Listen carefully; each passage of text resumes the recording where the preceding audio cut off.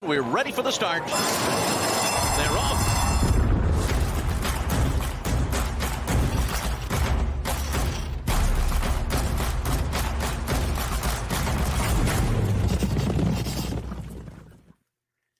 And welcome into It's Official, everyone. Jeremy Plonk, Jeff Siegel from First Bet and Express Bet, where each week we take 5 hot takes, give you the topics, and make them official, according to Jeff Siegel. Jeff, welcome in as we get into Del Mar opening week and a recap of opening week at Saratoga. Well, if Del Mar has as good an opening weekend as Saratoga, they will be happy. Yes. Entries are drawn this morning, Tuesday, for Del Mar, so I'm looking forward to that. Saratoga's already got Wednesday and Thursday drawn, and Friday as well. I'm looking forward to the weekend there. So great racing on both coasts this week, and we'll be covering both tracks at the xbtv.com and also, of course, expressbet.com. So I got a lot of work to do, Jeremy, but always good to fun to look back at last week. Some serious racing at the Spa last week. While others are vacationing, Jeff Siegel is working. That's the moral to the story. And at Saratoga, we've got a $3,000 hit and split tomorrow on the late pick 4 on that Wednesday card with First Bet and Express Bet. So go ahead and play the late pick 4. If you hit it, take your pari-mutuel winnings and then share your share of $3,000 additional dollars with other players at First Bet and Express Bet who take down the late pick 4 on Wednesday at Saratoga. Let's go to the big board. And our first topic this week is the Spa and the big business that went down last week at Saratoga. Jeff, you mentioned they got off to a rousing start, 4-day racing week, $106 million in handle. The Spa, they did it right opening week, and the folks sent it in. Yeah, they certainly sent it an 18.1% increase in handle, 10% of attendance. There were a lot of reasons why business was great. I'm not sure if it'll sustain itself. Hopefully it will. But Jeremy, when you have good weather like they had, huge fields, challenging races. I mean, every race, even the races that had 8 or less, and there weren't many of those, were tough. You got a pick 6 carryover for Sunday. Del Mar didn't run. You get all attention, all the eyeballs are on your track. It kind of was a perfect storm without the wet stuff. And yes. I hope that they can continue on. And here's another thing, Jeremy. As good as everything was, the racing was good. It was challenging, but the big stars, they haven't come out yet. We'll see them from here on in. So great racing ahead, and I hope and I expect that the business will remain brisk and better than that, for sure.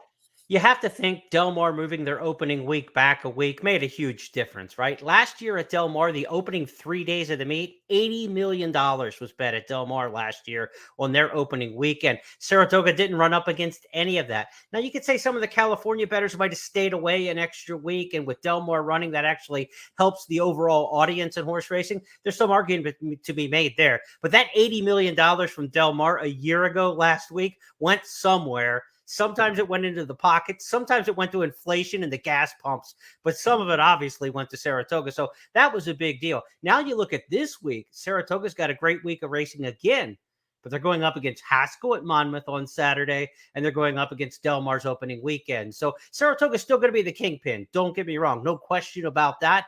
But they've got some competition for the betting dollars coming up. And that's a good thing for horse players out there who are looking for variety and, a little bit of spice outside of just the Spa. I really think Del Mar is going to have a huge couple of weeks to start things off, primarily because there are so many fresh horses ready to go. We didn't have any racing in Southern California last week at all. And before that, it was at Los Alamitos, which is minor league racing. So none of the big barns usually run their good stuff there. So I can't wait to see how many horses are going to be entered for the opening day on Friday and then throughout the weekend here at Del Mar. Saratoga, they're always loaded up. I mean, there's no worries about that. And then you mentioned the Haskell this week at Monmouth. So it's a horse player's delight. You've got plenty to choose from, all kinds of opportunities and top-class racing. So it's a fun time of the year. One other thing I want to see what the impact might be as it evolves a little bit. It's not going to make a huge dent on the other signals, but Ellis Park started the penny breakage last week for their payoff. So no longer are wagers rounded to the next tenth, and they're paying out to the penny. And that sounds like, oh well, there's 3 cents here, 14 cents here. That's not much, but when you're betting $20, that's $1.40, back on your return more. And as people make their wagers and see that they're getting more money back, how much of an enticement will that be to play the Kentucky circuit now, which has gone to the penny breakage, the only circuit in America doing that right now in the state of Kentucky, where it's legal to do so. So I'm interested to see how that has a little bit of an impact. It probably caught a lot of people off guard, and they weren't quite sure what it was and how it would go down and exactly how much difference it would really make. So maybe a wait and see. And it was new at Ellis Park, run out up against opening weekend at Saratoga. But as summer goes on and big bettors start to see that and feel like they can get more for their grind, it's a benefit to horse players, whether you even realize it or not. It's more money going back into your account every single time you win. And that's churn, and that's good for the racetrack. So look, it's good for the racetracks in churns. It's bad for the racetracks in terms of bottom line, because they were keeping a lot of that breakage over the years. So I'm curious to see how it impacts summer wagering here. Ellis Park's probably not the circuit to see the biggest impact of it, but when we get back to Churchill in the fall, when we get to Keeneland in the fall, it's going to get a lot more national notoriety and attention at that point. And Ellis Park actually has good racing too. It's not that far removed from Churchill. Some of the bigger barns head up to Saratoga.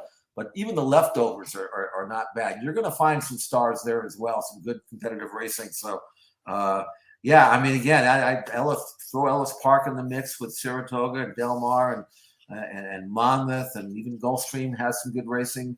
There's lots to choose from. I mean, you should be able to find some races that you can make money with if you do the work. All right, enough of the CNBC talk. Let's get out of the business. Let's stop the dollars and cents and the pennies, and let's get to the racetrack. Our second topic this week, in Italian, veloce. And in Italian was absolutely that, Jeff, in the Diana Stakes at Saratoga. I looked it up. That means fast, right? It does. Wow. Now, not totally unexpected that Chad Brown won this race. He had 4 of the 6. Not even totally unexpected that he ran 1, 2, 3, 4. It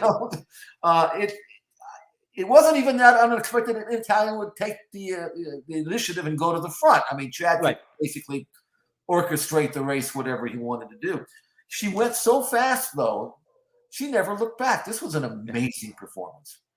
Yeah, it was veloce facile, which is fast and easy. Now, how it was easy up front, was it just her speed, or like you said, Chad had 4 of the 6, and how much could be orchestrated on the front end? I want to show the full replay of the Diana, because I think one of the Brown trainees' technical analysis broke very fast from the rail under Jose Ortiz, and then all of a sudden it was one of these under the wire. Yeah. I better stay away and let this front runner go, and she got it her way. So let's go back and watch the Diana one more time, start to finish from Saratoga.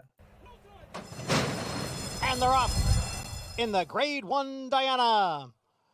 And from the outside, it is In Italian, who will go out for the early lead. Technical analysis right there down at the rail.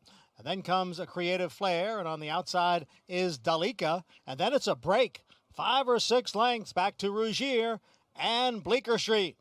The field goes around the clubhouse turn with In Italian, the leader here, by 1.5 lengths. It's In Italian on top. And then comes a Creative Flair and Dalika. They are right together, second and third, as technical analysis takes back just a bit in fourth. Right now, 4.5 from the front. The quarter, 22 2/5 seconds. In Italian shows the way as the field goes up the backstretch. In Italian by 1.5 lengths. Creative Flair second by a head. The gray mare Delica on the outside in third. And then it's 1.5 lengths to technical analysis, who's running in fourth. It's another 3. Back to Rougier. 2.5 more to the favorite, Bleecker Street, who trails in 6th. The half mile was sharp, 45 4/5 seconds. In Italian takes the field into the far turn, leads by 2.5 lengths. Dalika and Creative Flair remains second and third with technical analysis. Now on the move on the outside. In Italian is the leader. Technical analysis has now moved into second. Rogier is gaining. Bleecker Street on the far outside. 3/4 went in 109 and 2. They're in the stretch. Here comes technical analysis up to challenge In Italian. It is In Italian who holds the lead. Technical analysis running in second. Then it is Rogier and Bleecker Street. In Italian trying to go wire to wire here. And In Italian here at Saratoga wins the Diana in front running fashion.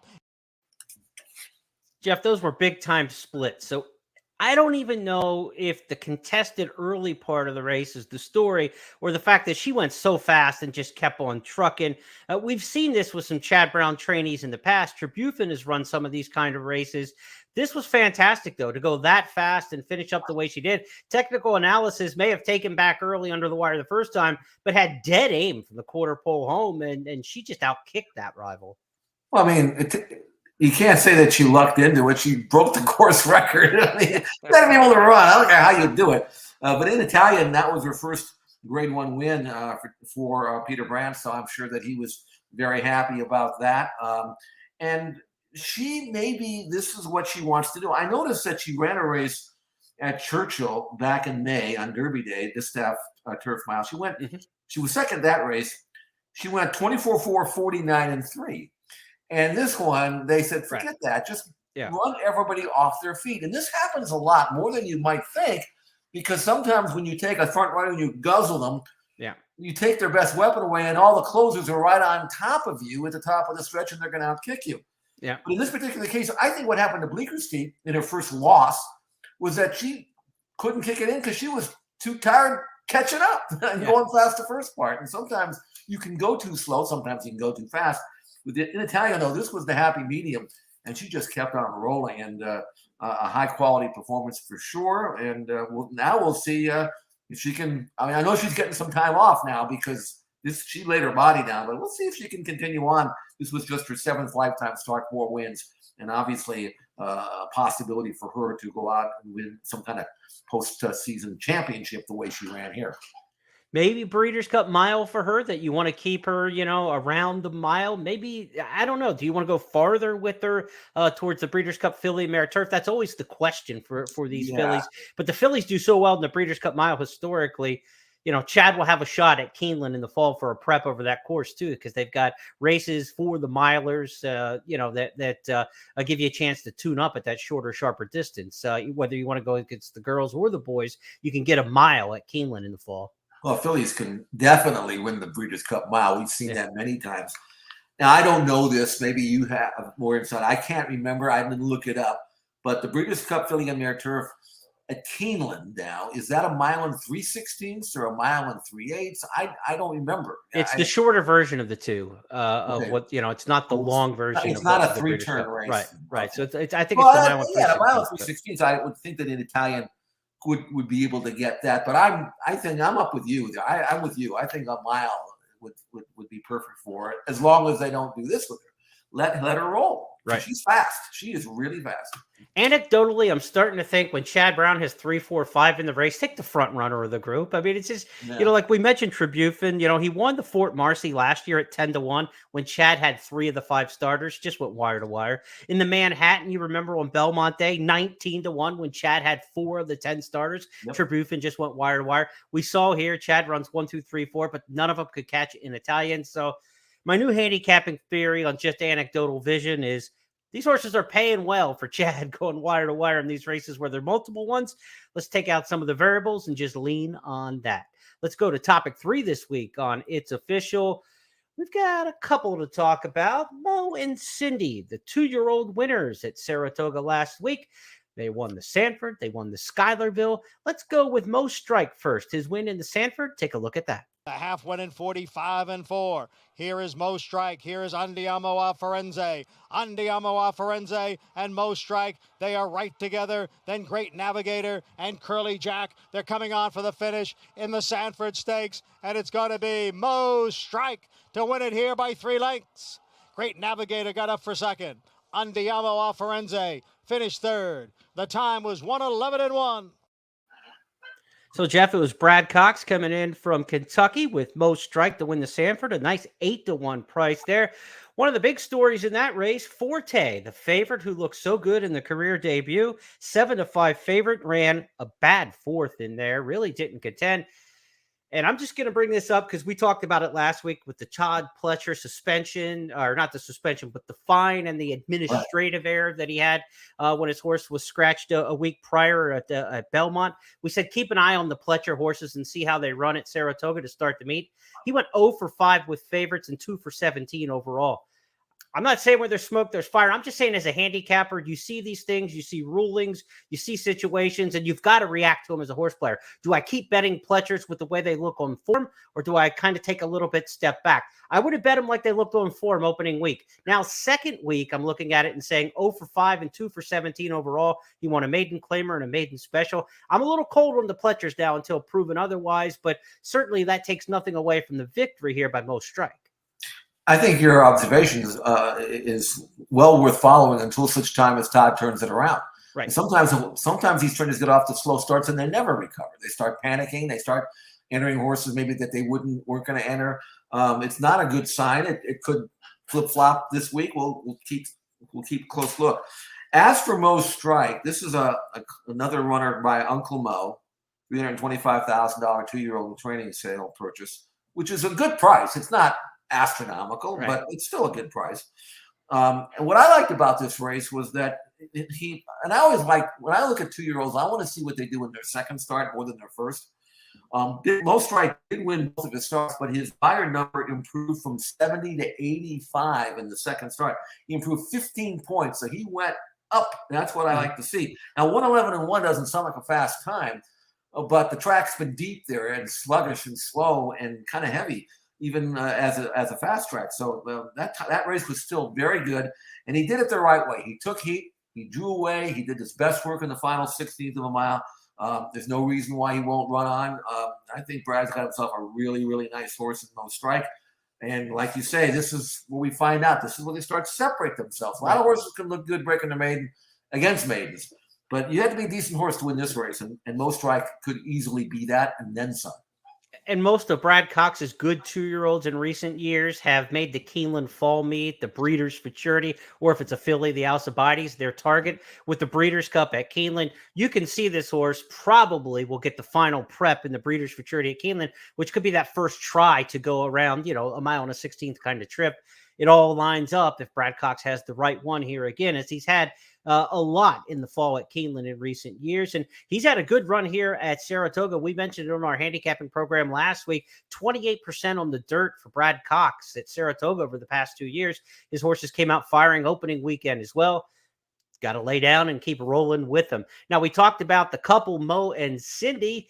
That's the Mo side of it. Cindy's story, though, is just Cindy, the winner of the Schuylerville Stakes for the 2-year-old fillies. Let's go back and look at her victory at the Spa. It is Summer Promise and Just Cindy. They're shoulder to shoulder there with 1/8 of a mile to the finish. Just Cindy on the outside and Summer Promise on the inside. Just Cindy is the leader. Summer Promise runs in second. Janis Joplin is next in third. They're coming on for the finish, and it is Just Cindy to win the 104th running of the Schuylerville Stakes. Jeff, this was impressive on a couple counts because I thought going into it that the runner-up was the Summer Promise was really the better debut winner and the horse coming into this race they had to beat. And she took care of business with her, looked her in the eye, pulled away from her at the end. And Eddie Keneally does it again at Saratoga. The Churchill horses ran 1-2 in this race. In fact, 1-2-3. But we've seen Keneally come up early in the meet at Saratoga and win these races in the past. Not the Schuylerville, but the boys version, the Sanford. Keneally won it in 2016. He won it in 2019. And now in 2022, he wins the fillies version. So in the last 6 years, Eddie Keneally's won 3 of the opening weekend 2-year-old stakes with his Churchill shippers coming up to Saratoga. Just Cindy, what do you make of her?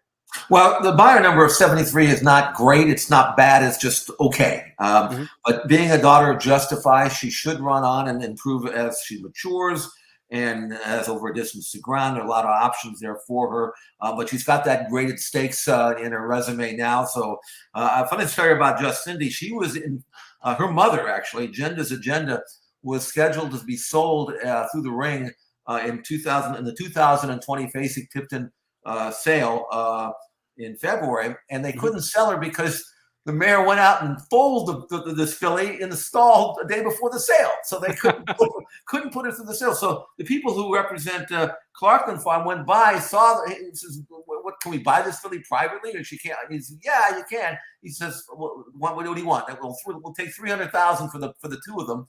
And so they said, if that foal is alive 24 hours from now, we'll take it.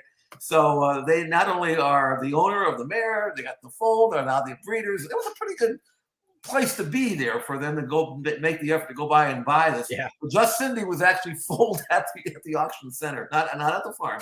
And now since then, she's worth the money. And I think she's good. I don't know if she's great or anything like that, but I tell you who's thrilled. Anybody who's selling a Justified yearling at Keeneland next month, they're thrilled, or Saratoga and then Keeneland, because they've got something to market now. And Mocindy, good filling. I don't great, but good so far.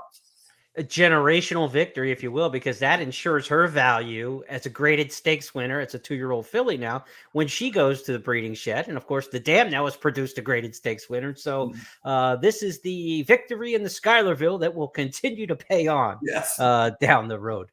That was a little unknown trip down the Saratoga Boulevard with the 2-year-olds. But what we saw on the turf on Sunday was something we've seen quite a bit of lately. Another blitzkrieg from Big Invasion. We knew he was good coming in, and he sure looked good coming out of it. Here's a look back to the quick call on Sunday. The field is in the stretch.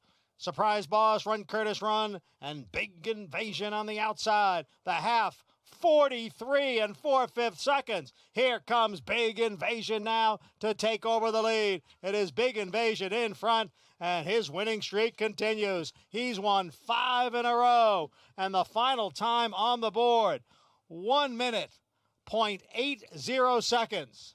A couple of ticks off the course record. Yeah, just 0.59 off the track record. He's now won 5 of 6 with a runner-up. Jeff, we've talked a lot about Big Invasion on this particular program. It's official. You've been touting him and following him for some time now. He looks like he's just getting better and better.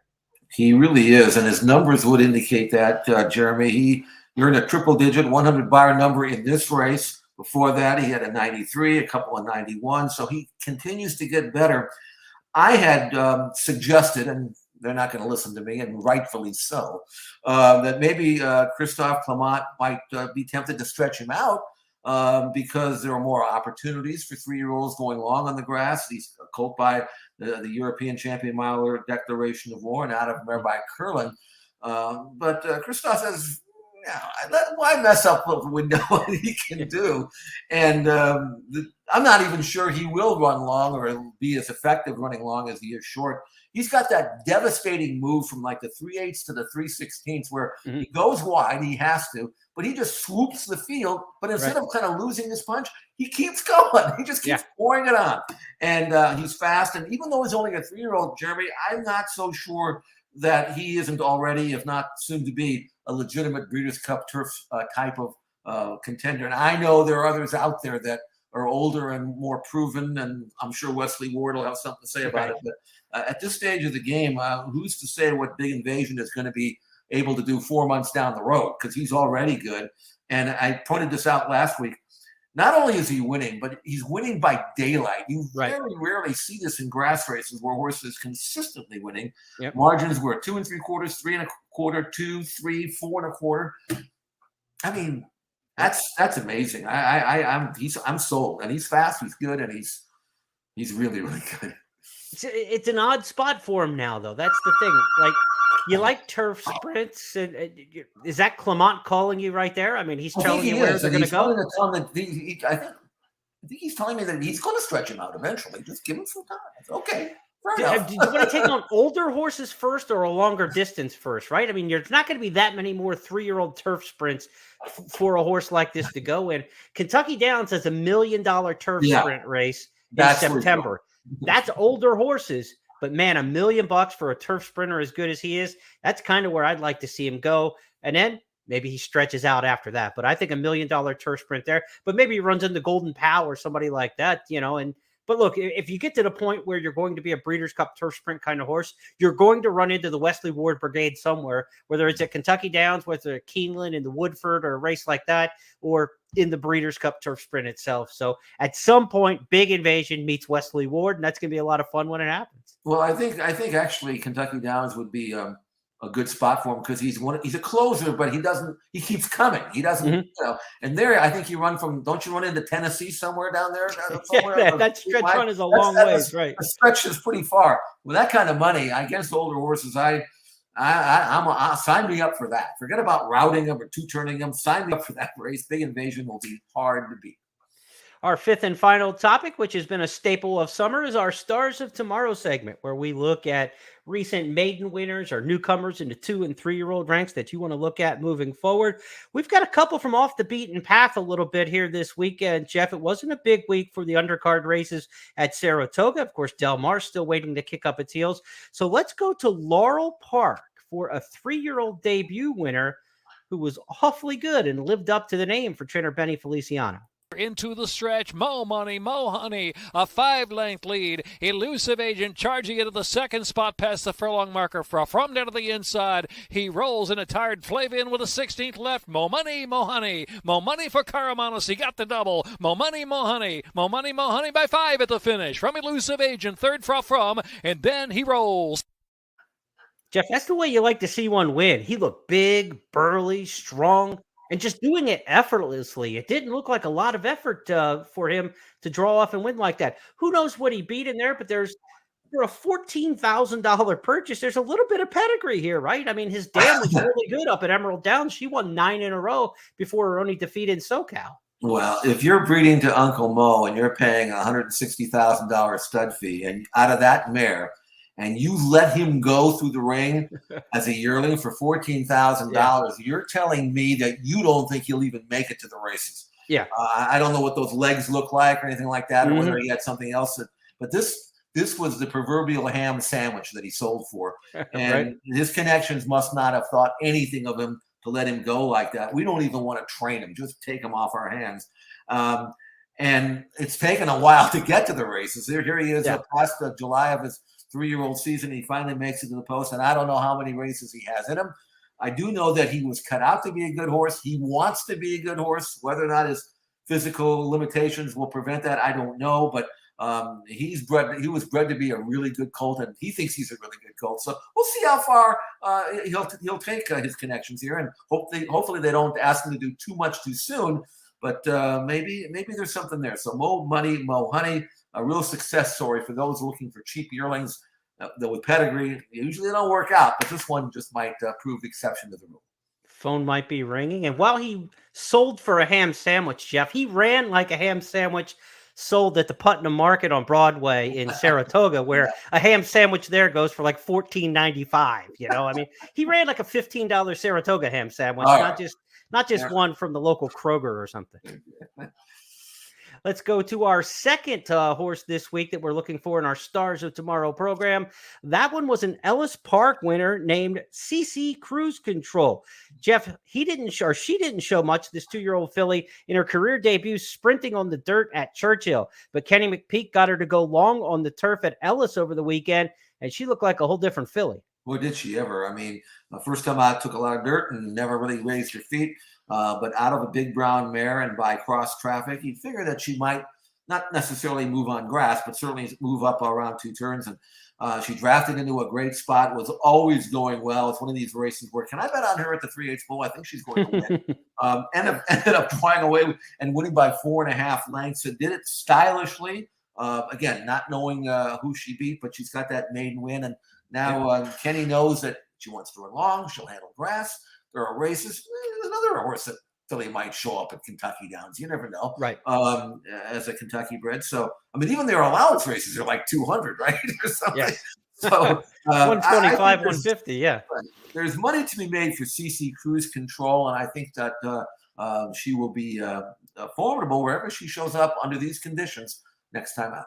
And when McPeak gets a 2-turn win in these 2-year-olds, you often see him go from the turf back to the dirt. And so the Alcibiades wouldn't be out of the question. This is very on form for him to try filly like this back on the dirt after she wins. I know that career debut at Churchill wasn't much on the dirt, but that could have been the 5.5 furlongs in the first career start. So the 2 turns, now she's got it under her belt, and she's got options. Like you talked, a lot of money at Kentucky Downs, and Keeneland's got both turf and dirt stakes, graded company, leading up to the Breeders' Cup on their menus. So a lot of good options for CC Cruise Control, our star of tomorrow.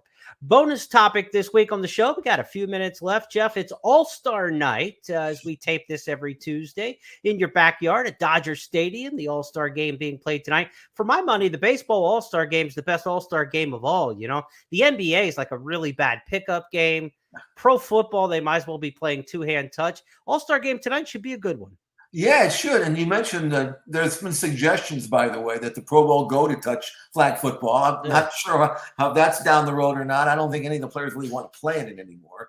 The NBA, you're right, it's a bad pickup game. That is the best description I've ever heard of the NBA play. But the baseball guys, they want to play. They want to win. They want to show their best. It's important to them. And I'm looking forward to that tonight here at Dodger Stadium, about 5 miles down the road here. And I'm not going, but I'll watch it here and enjoy it. From Chavez Ravine, always the Vin Scully voice, if I could pull it off.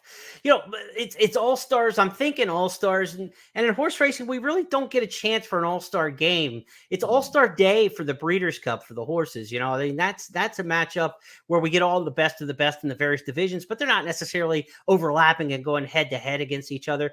The jockey competitions they've tried to do around the world, they've got the one in Hong Kong. I don't know, lame. We tried it here in the United States, the NTRA Challenge. I know they had it down at Sam Houston and at Lone Star over the years.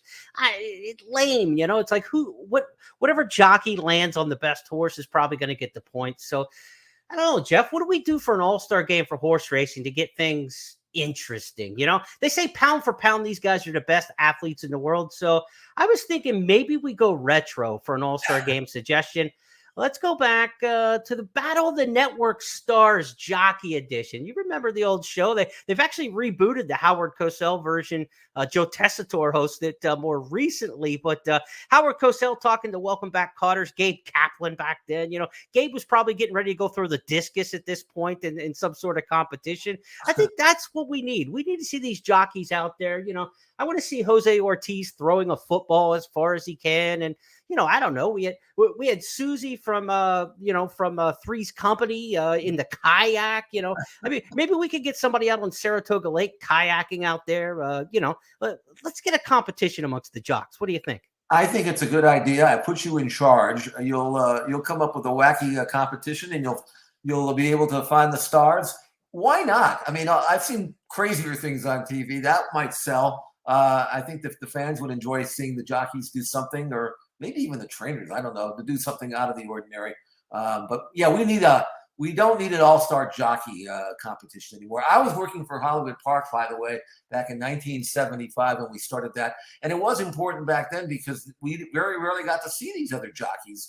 And it was very popular for the first 4 or 5 years. And then, okay, been there, done that, you know, but it was fun while it lasted. So we need some fresh ideas. And I'm pointing, you're the man. You come up with them. I'll be Cosell. I'll interview all of them, and we'll have a good time with it. And, of course, it's Chrissy from Three's Company, played by Suzanne Summers. I called her Susie. I got flabbergasted seeing Suzanne Summers in a kayak from 1975. Suzanne Summers is Susie, so you were close.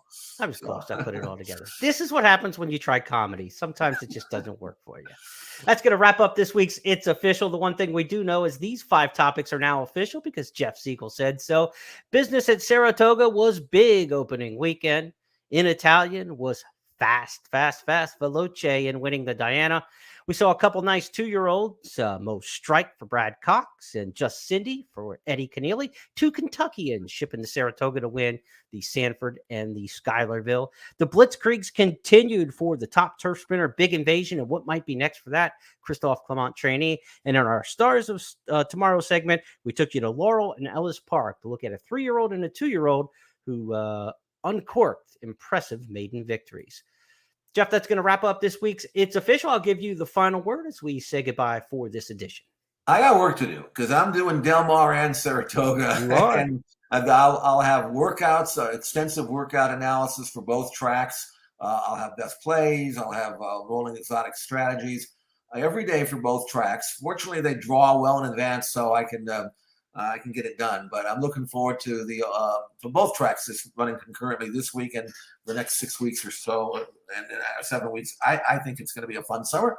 Hopefully, it'll be profitable. So let's dive in and let's pick some winners. All right. After all that work, we'll be back on Friday for our weekend podcast as we set you up on Express Bet and First Bet First Call. Our video podcast launches on Friday around noon Eastern. Be sure to check us out then. Have a great week, everybody. We're ready for the start. They're off.